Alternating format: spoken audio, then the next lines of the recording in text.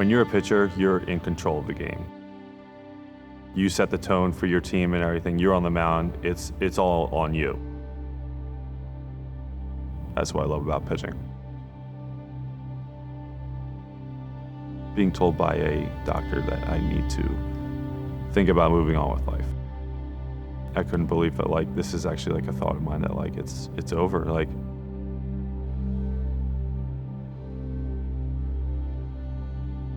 the fall of my 2019 season, I arrived at Towson University.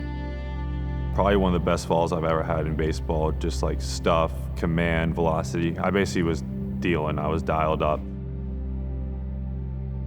Everything was going right for me. It just felt like I was just like on top of the world, you know?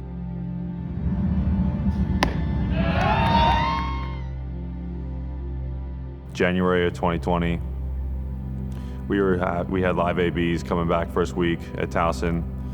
The last pitch I threw, I heard it pop. I had a 75% tear in my UCL and it needed Tommy John. My rehab process was pretty good, honestly, up until about December 2020. I threw a bullpen. Next day, my elbow blew up like a balloon.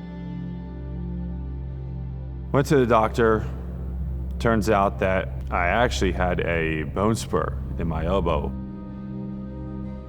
So then I had my first bone spur removal surgery in the spring of 21.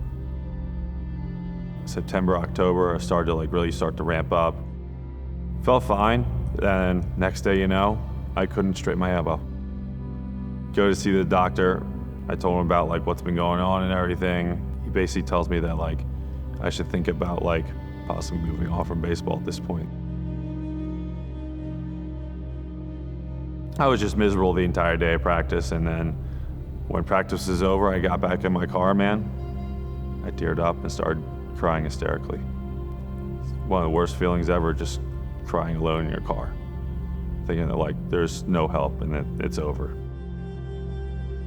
I wanted to just figure it out. I wanted to get back out there and pitch so bad. I thought that I basically deserved to be out there because of what I've been through. I deserve a shot to get back out there and do what I love to do. The constant rehab, just surgery over and over again, it was just it was a roller coaster ride at this point. Especially after just going through the whole rehab process again, getting ready to throw a baseball. Next thing you know, it feels like and it's just you know, that feeling is just it's so defeating. My mentality was always just I'm going to figure it out and find a way to get back on the mound. I don't care what it takes. There's no way that I'm gonna just hang it up.